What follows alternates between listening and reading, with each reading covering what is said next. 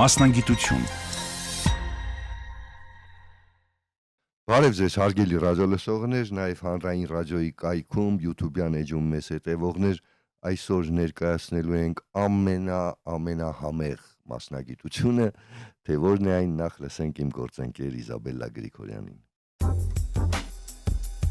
Նրանց մասնագիտությունն այնքան հին է, որքան քաղաքակրթությունը։ Շատ համեղ է, օգտակար, մարդու կյանքի անբաժան մասն է, ավանդույթների եւ ժամանակակից տեխնոլոգիական նորարարությունների յուրահատուկ համադրություն է։ Պահանջում է համբերություն, ճշգրտություն, ստեղծագործական մոտեցում եւ որ ամենակարևորն է մեծ սեր։ Նրանք են խոհանոցում ծնունդ տալիս համեղ ու աչք շոյող ուտեստների, որոնց կողքով անհնար է անցնել առանց հիացմունքի։ Մեկտեղելով հստակ չափաբաժիններն ու վառ երևակայությունը, ոգեշնչումն ու պրոֆեսիոնալիզմը, համբերատարությունն ու աշխատասիրությունը, տաղանդն ու նորարար գաղափարները նրանք ծնունդ են տալիս կախարդանքին, որ կոչվում է խոհարարություն։ Ժամանակի ընթացքում խոհարարությունը շատ զարգացավ։ Հայտնվեցին նոր մթերքներ, նոր համադրություններ, նոր համեր, նոր բաղադրիչներ, նոր խոհարարական գործիքներ, պատրաստման նոր եղանակներ, որոնք սննդի պատրաստման եւ մատուցման գործընթացը վերածեցին խոհարարական արվեստի։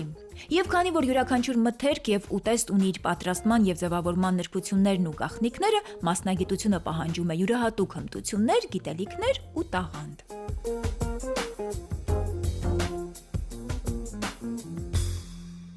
Իմ զրուցակիցն է Երևանի Պետական տեխնոլոգիական քոլեջի վարպետ խոհարար Լալա Պողոսյանը, բարև ձեզ։ Բարև ձեզ։ Լալա, դե նայում եմ, ասենք խոհարար այդ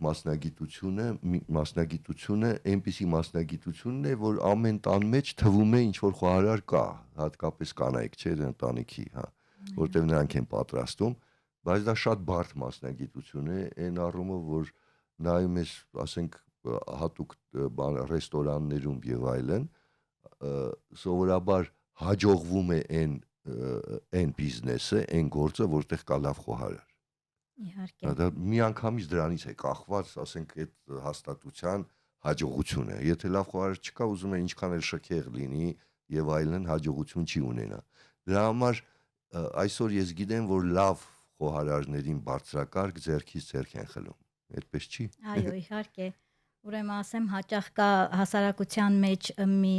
միտում, որ ասում է երեխան մի քիչ թույլ էր սովորում, մենք տանենք թող սովորեն խոհարարություն,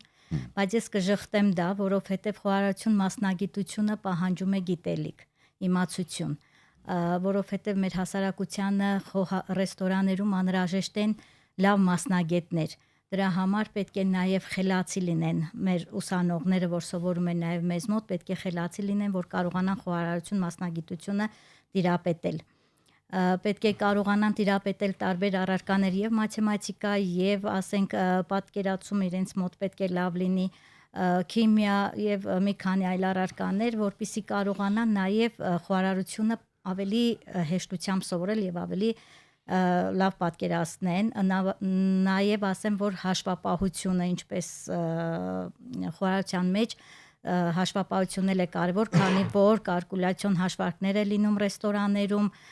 պետք է կարողանան նաև մթերքների մուտքը, ելքը, ամբողջը պետք է կարողանան հաշվարկել։ Դրա համար խելացի խոհարար լինելը շատ կարևոր է։ Խոհարարներ կան, որ ստեղծագործում են, ինչ որտեղ լավ խոհարարը նաև ստեղծագործող է, այնպես չի, որ ամեն ինչ այսպես գրված է, գրամ, չգիտեմ, րոպե առ րոպե պիտի արվի։ Կա բաներ, որ ամեն խոհարարը ունի յուրահատուկ իր ձևը։ Չափը շատ կարևոր է, պարոն Զաքարյան, շատ կարևոր է չափերը, կշիռը բաղադրիչների, որովհետև եթե խախտվի չափերը, բնականաբար այն համն ու հոտը չի ունենա այդ ուտեստը։ Պարտադիր պետք է չափային այդ բաժինների մեջ չափերը պահպանվի։ Լինում է հաճախ արդեն, որ շատ հմուտ խոհարարներ են, արդեն իրեն գիտեն, մի գթալը, կես գթալը կամ ասենք մեկ բաժակը քանի գրամ է իրենից ներկայացնում եւ հեշտությամբ կարողանում են իրենց գործը աչքաչափով անել։ Բայց ամեն դեպքում ես ասում եմ, այսօր մեր հասարակությունում շատ կարևոր է գրագետ, խոհարար, մասնագետի կարիքը։ Մենք ուղարկում ենք ուսուցումից հետո ուղարկում ենք ռեստորաններ, հասարակական սննդի ձեռնարկություններ, շատ երեխաներ չեն կարողանում այնտեղ երկար դիմանալ, որովհետև չունեն այն գիտելիքները, չունեն այն հնարավորությունը, որ կարողանան աշխատել։ Կարող է իրենք պատրաստում են, կարող է տանը պատրաստեն, ասում են, տեսեք ինչքան լավ ենք պատրաստել, այսպես եւ այլն, բայց իրենք չանեն այն, ինչ որ պահանջում է։ Իմ Պողոսյան, ինձ համար այդ շատ բարդ է նաեւ են, որ նայած քանի հոգու համար է պատրաստում, այդ տարբեր բաներ են, այ խոհարը թե պիտի 50 հոգու համար պատրաստի, դա լրիվ այլ քանակ է, այդ ամենին պիտի տիրապետ ես, ասենք, չգիտեմ, 25 հոգու համար ինչ պատրաստես, 20-50, դա բարդ խնդիր է, որ դուք ասում եք, պիտի հաշվել իմանա, այո, 6 հոգուց սկսած մեկ բաժին, որ համարվում է 6 հոգու համար, այսինքն ըստ դրա արդեն հաշվարկը գնում է, դա կլինեն 20 հոգի, կլինեն 50, 100 թե 1000 հոգի, արդեն դա բաժանում ենք 6-ի եւ հասկանում ենք, քանի տեղի համար պետք է բաշխվի սեղանների դրվածը եւ այլն։ Ես ասեմ, որ մեր հասարակությունը ընդհանրապես շատ են սիրում հացը, հացուտող ազգ ենք մենք, ուզում եմ խոսել դրա մասին, որովհետև քանի որ մենք այնպիսի բնակլիմայական պայմաններում ենք ապրում, որ հենց հին Հայաստանում մեզ մոտ հացահատիկային կուլտուրան է զարգացած եղել եւ շատ կարեւոր է եղել մեր հացը ընդհանրապես, մեր հայերիս ասում են հաց ուտող ազգ, հացով մարդ, հաց տվող մարդ, այդպես են մեզ կոչում եւ դա շատ կարեւոր է եւ ասեմ, որ մենք ունեցել ենք հացի տեսակներ, եթե ձեզ կհետաքրքրի դրա մասին, մեր հացերն են եղել բոքոնը, պանը, բոմբը, հին հացի անվանումներն են եղել, հնուց եկած, այնուհետև նաև պեղումների ժամանակ հայտնաբերվել է ուրեմն օվալաձև հացը, որի մեջտեղը անցք է եղել եւ կոչվել է շոթ, որը հիմա մեր հարևան երկիրը վրացիներն են օգտագործում եւ կոչվում է շոթը այդ հացը։ Այսինքն մենք ժամանակին շատ կերակրատեսակներ չենք կարողացել ամրագրել, որպեսզի լինի մեր ազգինը եւ հարևան երկրները կարողացել են իրենք շուտ ամրագրել եւ ունենալ արդեն դարձնել իրենց ազգայինը։ Քանի որ մենք ազգային խոհանոցի պատմություն ենք անցնում այս պահին եւ պարտավորվում են երեխաներն այդ ամեն ինչը սովորեցնել ուսանողներին, որպեսզի իրենք էլ ունենան այդ տեղեկությունները, գիտելիքները, կարողանան տիրապետել այդ ամենին։ Նաեւ ասեմ, որ մեր ամենալավագույն հացի տեսակն է նաեւ լավաշ հացը։ Լավաշ հացն էլ այդ գնդերը նախկինում որ ունեցել են գնդաձև տեսք, հետո սկսել են գրտնակել, բացել եւ անդադ ասել են լավ քաշեք, լավ քաշիր եւ առաջացել է լավաշ, լավ քաշ, որտեղ քն սղվելով առաջացել է լավաշ անվանումը։ Ուրեմն մեր լավաշ ունի 7 հիմնական խորհուրդ՝ ցորենի աղալը, ալյուրի մաղելը, խմոր անելը, աղի լցնելը, թխելը, գնդելը, թխելը եւ շարելը։ Դրանք շատ կարեւոր է։ Ինչու ենք ասում շարելը, որովհետեւ լավաշը չորացվել է,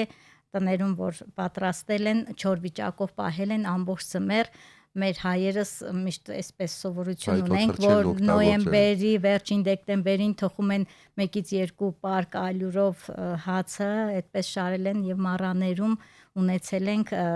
պաշար։ Բացի հացից նաև մեր մառաները շատ հարուստ են եղել մեր ավանդական կերակրատեսակներով, այսպես մթերքներով, որոնք են եղել գինին, թթիօղին, խաղողը, տանձը, մի խոսքով այն ինչ որ մեր Հայաստանում ցորենը պարկերով շատ առատ մառաներ ենք ունեցել, ասեմ, որ այդ հարուստ են եղել մեր պապենական մառաները։ Նայած Հայաստանի որ վայրում։ Ընդհանրապես գյուղական վայրերում, այդ համարյա բոլոր գյուղական վայրերում ունեցել են այդպիսի մառաներ եւ ամեն ինչ այնտեղ լիքն է եղել։ Չգիտեմ, ես ինքս եմ հիշում իմ պապիկի մառանը, որ միշտ լիքն է եղել։ Տիկին Պողոսյան, դե որ ասում եք այդ հին մառանները եւ այլն, շատերը բողոքում են, որ այս գյուղատնտեսության, պարարտանյութերի եւ այլն զարգացման հետ կապված այդ մթերքների համը կորել է։ Այև հիշում են, ասենք, այն տարիները խորհրդային միության եւ այլն, երբ ասենք այդքան պարարտանյութ չէր օգտագործվում եւ այլն, ու բոլորը ասում են այն օրինակ, այն դաշտի պամիդորը լրիվ այլ համոներ եւ այլն։ Ես չգիտեմ դա հիշողություն է թե իրականություն, բայց երևի սա ինչի եմ ասում, որ երևի խոհարարի համար շատ կարևոր է մթերքի ընտրությունը, ասենք ինչ մթերք ընտրի, որովհետեւ նաեւ դրանից է կախված համը, չէ՞։ Իհարկե։ Ուրեմն դա չգիտեմ ինչ ասեմ, ճիշտ է իրոք այդ համերի տարբերությունը։ Հիմա շատ արհեստական, այդպես ասած, նյութերով են կերակրում կենթանիներին եւ այդ մսի,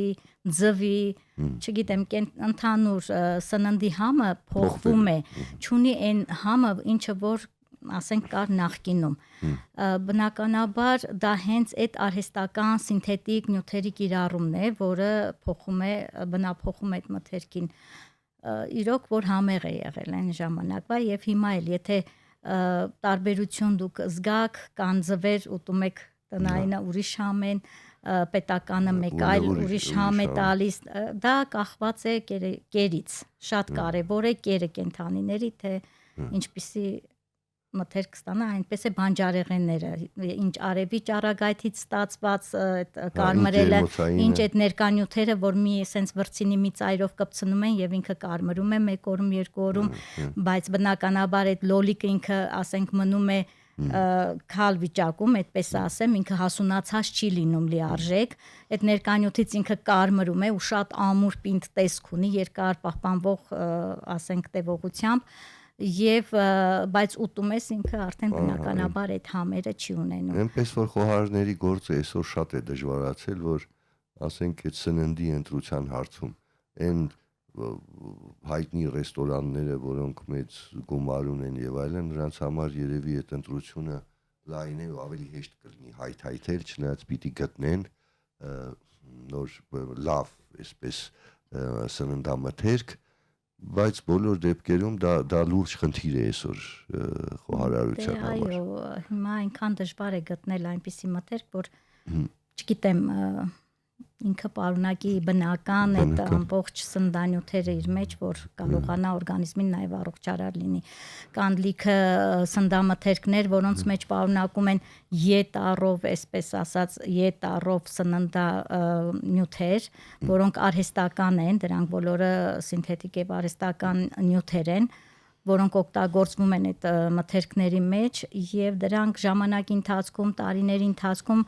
մարդկանց մեջ ոչ մի օրում, 2-3 օրում, այլ տարիների ընթացքում հետո առաջացնում են արդեն հիվանդություններ, հենց այդ ուռուցքային հիվանդությունները շատ առաջանում է արհեստական այդ նյութերի պատճառով։ Դրա համար հիմա այդ զարգացած երկրներում շատ է տարածվել այդ էկոլոգիական սնունդը եւ դրանք շատ ավելի թանկ է այդ ամենը, քան ասենք այն մնացածը։ Երևի Հայաստանում էլ այդպես կլինի։ Դիքին լալա, այ հետաքրքիր է, որ նայում ես Հայաստանում շատ խոհարարական, ասենք, մասնավոր դպրոցներ կան եւ այլն, շատ, բայց կարծում եմ այս քոլեջը ձեր երևի միակն է, ասենք, պետական, որ նաեւ պետպատվեր գոյություն ունի, այդպես չի։ Միակը չէ պետական կան նաև դեռ ուսումնարաններ, էլի քոլեջներ, այո, իհարկե կան մի քանի հատ, չնայած հիմա սկսում են միավորել որոշ ուսումնարաններ, բոլորը դարձնում են քոլեջներ արդեն, պետական, ասենք, դիպլոմ են ստանում, դրանք բոլորը որպես չէ, էլի կան տարածաշրջանային առաջին քոլեջ, հայ-հունական պետական քոլեջ ունի տարբեր ունենք Հայաստանում, որտեղ էլի քոլեջներ, այո, խոհարարություն դասավանդում են։ Եվ պահանջարկը մեծ է, ինչքան էլ որ շատ է, ինչքան էլ որ տեղերը շատ կան, էլի չի բավարարում, որովհետև շատ է պահանջարկը։ Ունակ ասենք մեր քոլեջում էլ կան 13 մասնագիտություն ունենք քոլեջում, որից 4-ը ուրեմն նախնական կրթությամբ են, 9 միջնակարգ կրթությամբ են, մասնագիտությունները, բոլոր մասնագիտություններն էլ շատ ակտիվ են, ընդունելությունը շատ բարձր մակարդակի վրա է, նույնիսկ ասեմ էլ ավելի խոհարարությունն էլ ավելի շատ է, դիմորդների քանակը։ Որքան տեղ է հատկացված։ Այս պահին մեզ մոտ հատկացված է 25 տեղ, բայց էլի չի բավարարում, այդ 25 տեղի վրա կարող է 50-60 հոգի կան, բայց ընդունվում են նրանք, ովքեր բարձր գնահատականներով են գալիս ատեստատի, բարձր գնահատականներով արդեն ուրեմն ընդունվում են դրանք էլի, որովհետև հաշվարկ է կատարվում, դե ով ցածր գնահատականներ են ստանում, արդեն դուրս են մնում, չեն ընդունվում։ Որքան է տևողությունը, քանի տարի։ 3 տարով ունենք, 3 տարի ուսուցում եւ 1 տարի ուսուցում։ Ունենք նաև արդեն դե 3 տարի ուսուցումը փաստորեն ինի բազայով ավագ դպրոցի։ Նրա հետ մեկտեղ նաև բացի դիպլոմը ստանում են 12-ամյա վկայական, արդեն ավարտական դա 3 տարով է։ 3 տարովի համար։ Իսկ 1 տարովը արդեն 10 ամիս ավելի ճիշտ գալիս են, իրենք ստանում են սովորում են 1 տարի եւ ստանում են միայն դիպլոմ, արդեն իրենք գալիս են 12-ի վկայականով մեզ մոտ։ Ես դե կարծում եմ, որ ապագան քոլեջներինն է, ոչ թե ավագ դպրոցներինը, որովհետեւ մարդիկ կյանքը փոխվում է, մարդիկ մի լրացուցիչ մասնագիտություն պիտի ունենան։ Դրա համար քոլեջը ճիշտ է, որ մարդը, հա, եթե լավ է սովորում, թող գնա բարձրագույն շարունակի, բայց մի մասնագիտություն կունենա, չէ՞։ Իհարկե, բացի ասենք այդ առարկաները, որ սովորում են, ու ձեռք են բերում նաև մասնագիտություն։ Դե խոհարարությունն էլ այնպիսի մի մասնագիտություն է, մենք միայն զուտ այդ սովորելու վրա չենք աշխատում, մենք ունենք մեր Հայաստանում ունենք ծիսական շատ օրեր, այսպես ասած, սկսած ամանորից մինչև Սուրբ Խաչ, ունենք ծիսական տոներ, որը մենք ամեն տոնը մեր խոհանոցում, թեկուզ եթե ոչ ինչ որտեղ անպայման նշում ենք իրենց կերակրատեսակներով, որովհետև մեր բոլոր ծիսական տոները ունեն ավանդական կերակրատեսակներ եւ շատ կարեւոր է, որ մենք ուսուցանենք իրենց եւ բոլորը տեղյակ լինեն, այո, տիրապետեն, ինչպես նաև ասենք ամանոր ունի իր կերակրատեսակները, Սուրբ Ծնունդը, Սուրբ Սարգիսը, Տյառն Ընթառաջը, Զատիկը, Վարդավառը, Համբարձման օրը, Խաղողորտնեքը, մինչև Սուրբ Սարգիս, այդ բոլոր ունեն ավանդական կերակրատեսակներ։ Դե ես որ նայում եմ խոհանոցը մանավանդ հիմա այնքան լայն է համաշխարհային, չէ, որ նայում ես, ասենք, կա իտալական, չգիտեմ, ֆրանսիական, նույնիսկ ամերիկյան կա եւ այլն։ Հիմա այդ բոլորը այդ խոհարարին շատ դժվար է սովորել, երևի հետո որ նայում ես ամբողջ կյանքում խոհարարը պիտի սովորի, բացի ավարտելուց հետո, եթե ուզում է լավ խոհարար լինել, պիտի անընդհատ սովորի, այսպես է։ Բայց լավ է, որ դուք հիմքում դնում եք հայկական, հա։ Այո, մենք աշխատում ենք, որտեղ անհնար է այդ բոլորը սովորեցնել։ Այո, երեխաները հայկականը դնում ենք, բայց նաև սովորեցնում ենք դրանցից էլ անպայման համաշխարհային խոհանոցից ենք մենք սովորեցնում, այո, բայց չենք ուզում մոռացության տալ մեր ավանդականը։ Իմ առաջիկայում նաև արդեն անցել է ամսի 14-ին, ինչպես ամեն տարի պարոն Մամուլյանը իրենց Մեգերյան կարպետում նշում է Ղափամայի տոնը, հաշվետու ժողովն է լինում տարեկան խոհարարների եւ Ղափամայի շուրջ այդ ամբողջը ներկայացվում։ Մի խոսքով շատ sense գեղեցիկ առիթներ են լինում, որպեսզի մենք ուսանողների հետ ներկայացնենք եւ իրենք տեսնեն, իրենք էլ սիրեն մեր ավանդական կերակրատեսակները, որպեսզի չմոռացվի։ Իսկ եթե կարողանանք մենք այն ամրագրել, այլ ավելի լավ կլինի, որ աշխարհում արդեն մեր խոհանոցը տեղ կգտնի։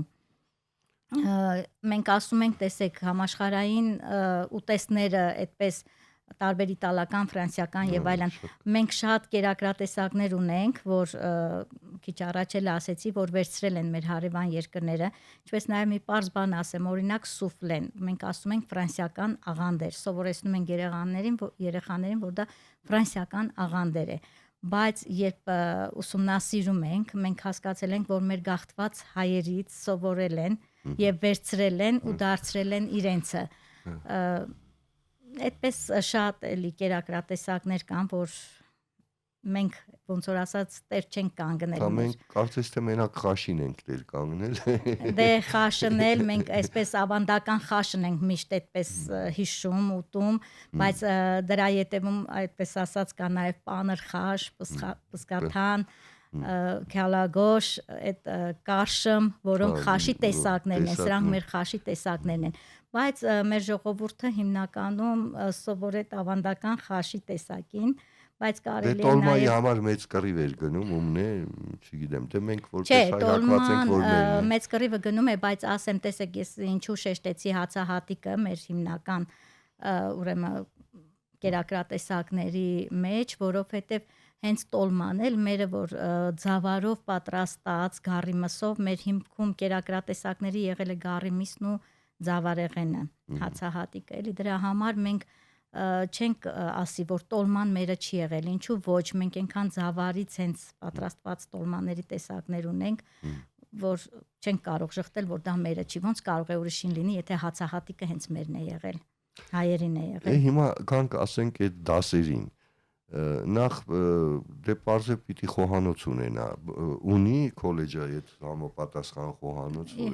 Իհարկե, ունենք շատ գեղեցիկ խոհանոց, այո, մենք շատ գեղեցիկ կառավարված խոհանոց ունենք ու սիրով են երեխաները այնտեղ մտնում եւ նույնիսկ տեսական դասերի օրերը չգիտեն ոնց հաշվեն, շուտ անցնի այդ օրը որ գա խոհանոցի, որ իրենք մտնեն խոհանոց եւ այնտեղ աշխատեն։ Ուրեմն հենց դա է որ նաև ասեմ երեխաները որ գալիս են սովորելու շատերին թվում է որ իրանք պետք է միայն խոհանոցում լինեն, միայն կտրտեն, եփեն, պատրաստեն, դա է խոհարարությունը։ Ոչ, եւս մեկ անգամ ասեմ, որ տեսական շատ գիտելիքներ պետք է ստանա խոհարարը, սկսած հիգիենայից, սկսած իրենց կազմությունից սննդի, սննդի տեխնոլոգիայից, ամեն ինչ էլ պետք է կարողանան տիրապետել, որ խոհանոցում իրենց համար ավելի հեշտ լինի, ավելի հասկանալի լինի։ Հետո այն մարդիկ, որ ասեն կան շատերը, որ գալիս են սովորելու,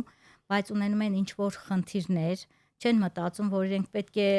երկար ժամանակ խոհանոցում ոտքի վրա լինեն 8-ից 12 ժամ։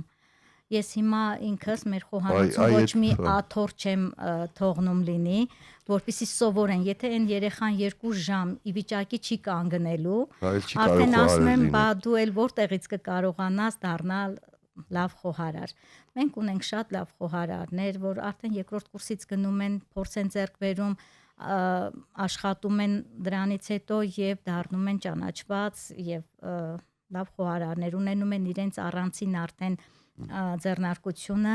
որտեղ արդեն գալիս են մեր ուսանողներից, իրենք են ուզում, տանում իրենց մոտ պրակտիկա, իրենք են ընդունում աշխատանքի։ Մի խոսքով Ես կարծում եմ, որ այստեղ պրակտիկան շատ կարևոր է, ես դրա համար հարցրեցի, բայց եթե ասենք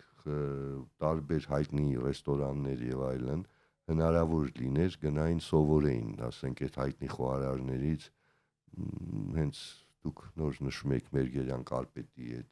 մասին, նաև այդ խոհարարից սովորեին, մեր հայտնի։ Իհարկե սովորում են, Մերգելյան կարպետում դե պարոն Մամուլյանն է հիմնականում շեֆ խոհարարը ինքն է։ Մենք տանում ենք հաճախ մեր արտադրական դասերը անցկացնում ենք իրենց մոտ, վարպետաց դասեր ենք անցկացնում, դե բնականաբար այդտեղ սովորում են իրենք, նաև վարպետաց դասեր նաև լինում է քոլեջում, արդեն ճանաչված խոհարարների կողմից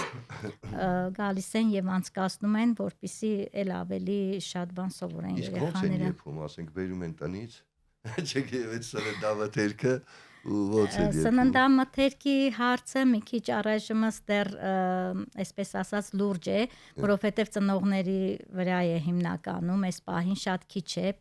քոլեջի կողմից տրված որոշ բաներ քիչ են, նախկինում պետությունը ինքը տվել է այդ ամբողջը, ունեցել են պահեստային բաժին, պետությունը այդ ամեն ինչը արդեն հոգացել է այդ բաները, սննդամթերքի հարցը եւ ամեն արտադրական դասի համար, ասենք վարպետը գրել է ինչ է անհրաժեշտ, այդտեղից պահեստից դուրս են բերել եւ իրանք օգտագործել են։ Իսկ այսօր խնդիր է նաեւ որ չկարողանան երեխաները ճիշտ գնումներ անել, ստիպած մենք վարպետներով ենք անում, ծանրաբեռնվածությունը մեզ վրա է լինում, բերելը եւ այլն այդ ամբողջը, բայց լավ կլինի որ նորից պետությունը հոգա դրա մասին, մենք ունենանք այսպես սննդամթերքներով լի պահեստ, որպեսզի մենք այդ դժվարությունից գոնե մի փոքր Դե չեմ կարծում որ այսօր պետությունը դա կհոգա,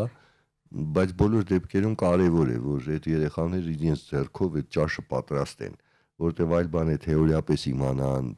ձեր ասացի պես որքան, չգիտեմ, այդ մաթեմատիկորեն եւ այլն, այլ բան է որ իրենց ձեռքով պատրաստեն, որտեղ այս խոհարարի համար այդ ժողովուրդը հենց այնպես չի ասում համեղ ձեռք ունի, չգիտեմ, այդ արտահայտությունը հենց այնպես չի, որ ձեռքերը սովորեն։ Դե պիտի շատ աշխատեն, որ այդ ձեռքերը վարժվի նաև։ Բացի այդ, որ ասում է համեղ ձեռք ունեն, դա ընդհանրապես երբ խոհարարը սիրով է պատրաստվում, ամբողջ իր հոգին է ներդնում այդ ուտեստի մեջ, բնականաբար արդեն համեղ է ստացվում։ Իսկ եթե կան խոհարարներ, որ իմիջայլոց պիտի պատրաստեն այնքան, որ բնականաբար էդ էլ չի լինում,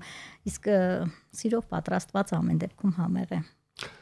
Այ հետաքրքիր է, որ նայում ես աշխարհում, Հայաստանում էլ լավ խոհարարների մեծ մասը ճնշող, ես չեմ ասում կանայք չկան, բայց տղամարդիկ են։ Դե ես մտածում եմ, որ կանայք որ գալիս են տուն, հոգնած, չգիտեմ, եթե աշխատում են այդ տան բոլոր հոգսերը եւ այլն, այդ ճաշը ասում են դե, հա, ասենք պատրաստում են ստիպված որպես պարտականություն։ Դրա համար տղամարդիկ որ մի բան պատրաստում են, ավելի հաճույքով են անում, ավելի համեղ է լինում,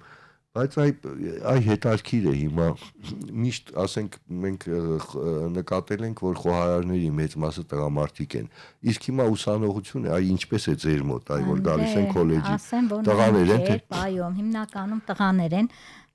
հազվագյուտ ձևով որ լինեն աղջիկներ, ուրեմն լինում է կուրս, որ ամբողջական տղա է, լինում է որ մեկ աղջիկ է, այս տարի բացառություն առաջի դեպքն է, ես այս 10 տարվա իմ աշխատանքային փորձում, որ 6 աղջիկ ունեմ, դա առաջի անգամն է նման բան, հա, լավ աղջիկներ են, ասեմ, որ սիրում են պատրաստել, զգացվում է, որովհետև տղաները մի ուրիշ եռանդով են էլ ավելի, չգիտեմ, երևի սրանից հետո արդեն սկսեն աղջիկներն էլ գալ, ուղղակի այստեղ են միտումը կա, որ աղջիկները գնում են հասարակական սննդի ձեռնարկություններ, պետք է աշխատեն, շատերին ծնողները դեմ են լինում, որ ուշ պետք է տուն գնա, կամ հենց իրենց հարմար չի, որ այդպես երկար ժամանակով մնան խոհանոցում։ Այս խոհարարը միշտ երկար է մնում։ Տղամարդը ուրիշ է, էլի, ասենք։ Խոհարարը երկար է մնում։ Այո, շատ է աշխատանքային ժամերը։ Դե աղջիկներ երևի հրուշակագործ ավելի շատ կգնան հրուշակագործության աղջիկները, չգիտեմ, ես միշտ տարբերում եմ դա։ Տղա հրուշակագործներն էլ կան տղաներ շատ լավ պատրաստում են, հենց իսկ ընդհանրապես խոհարար, որ լինեն, խոհարարը ինքը պետք է եւ հրուշակագործությունից, այո, խոհարարը պետք է բոլորից գաղափար ունենա։ Հրուշակագործը միայն, ասենք, իր հրուշակագործության վրա է հենվում։ Միայն դա է անում, բայց խոհարարը պետք է բոլոր տեսակի կերակրատեսակներին ծանոթ լինի, բոլոր տեսակին, եւ նախուտեստ, եւ աղանդեր, եւ հիմնական ուտեստ, բոլորը։ Հիմա ամսի 30-ն է, ես մտածում եմ, այս բոլոր տներում հիմա ինչ որ մի բան կատարվում է, եւ որտեղ Հայաստանում սովորաբար իհարկե վերջի տարիներին նաև սովորություն է գնալ այստեղ նոր տարին նշել, ասենք օջախից դուրս, բայց մեծ մասը էլի սիրում է նշել օջախում ու բոլոր տիկնայք, տանտիկինները, այսպես ասած, ինչ որ գործ են անում։ Դե պարզ է, որ ամբողջը չեն անելու 31-ին, 30-ից պատրաստվում են, չգիտեմ, այնտեղ բլինչիկներ, երևի տոլմա եւ այլն։ Հիմա, բայց ես շատ կուզեի, որ ինչ-որ մի ազգային, այ որ դուք ասում եք, տեսակել պատրաստեին, ինչը խորհուրդ կտայիք, որ դժվար չի։ Ուրեմն ասեմ ձեզ, որ դժվար չի այդքան։ Մեր տանտիկիները շատ են պատրաստում, շատ։ Ես խորհուրդ կտայի, որ մի փոքր թեթևացնեն այդ հոգսը իրենց վրայից նաև, որովհետև այդ պատրաստված սնունդը ընդամենը 2-3 օր պետք է պահել։ Իսկ պահում են շաբաթներով նաև վտանգավոր է օրգանիզմի համար, թունավորումներ են ունենում, մի խոսքով։ Այո, կա նաև ավանդական կերակրատեսակ, նախկինում մեր հայերը ունեցել են նավասարդի հարիսա,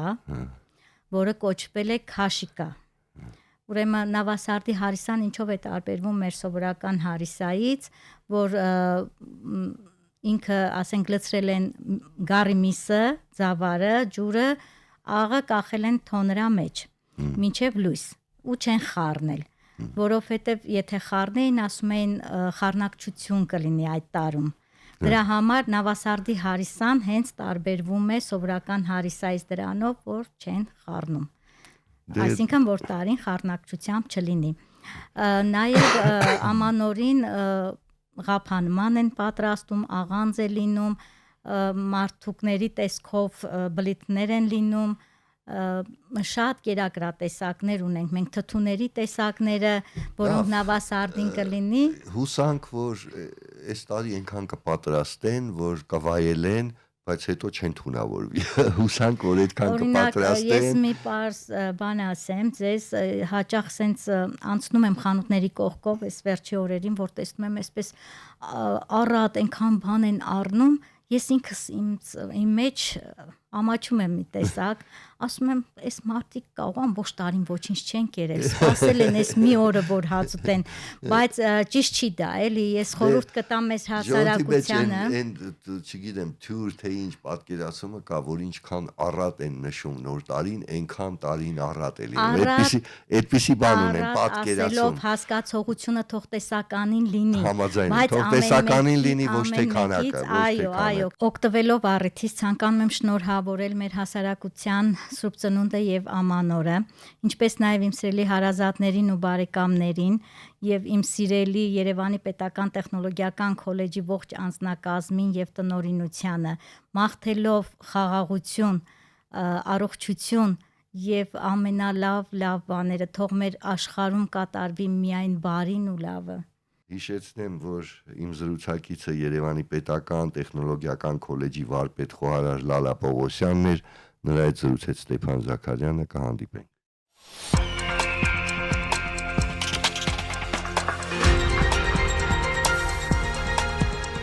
Մասնագիտություն